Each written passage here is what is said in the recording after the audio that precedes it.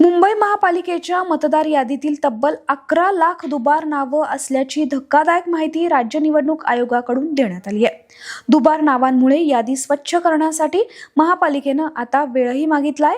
तसंच एकाच व्यक्तीचं नाव दोनदा तीनदा नव्हे तर 103 वेळा मतदार यादीत असल्याची माहिती देखील मुंबई महापालिकेकडून देण्यात आली आहे। मुंबईच्या मतदार यादीत दुबारच नव्हे तर 103 वेळा नाव असलेला मतदार देखील आढळलाय। मुंबईत तब्बल 4,33,000 व्यक्तींची नावं मतदार म्हणून एकापेक्षा अधिक वेळा नोंदवली गेली आहे।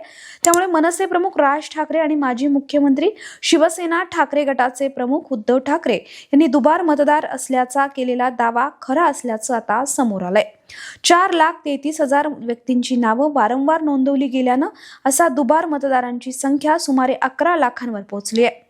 मात्र डुप्लिकेट मतदाराचं नाव किती वेळा वारंवार नोंदवलं गेलंय याची माहिती प्रशासनाकडे नाहीये। त्यामुळे दुबार मतदारांची नावं हटवण्यासाठी पालिका प्रशासन विशेष मोहीम हाती घेणार आहे। 23 नोव्हेंबर ते 5 डिसेंबर पर्यंत दुबार मतदार हटवण्याची मोहीम चालवली जाणार आहे। 24 वॉर्डमधील निवडणूक कार्यालयाच्या माध्यमातून सहाय्यक आयुक्त ही विशेष मोहीम राबवणार आहेत।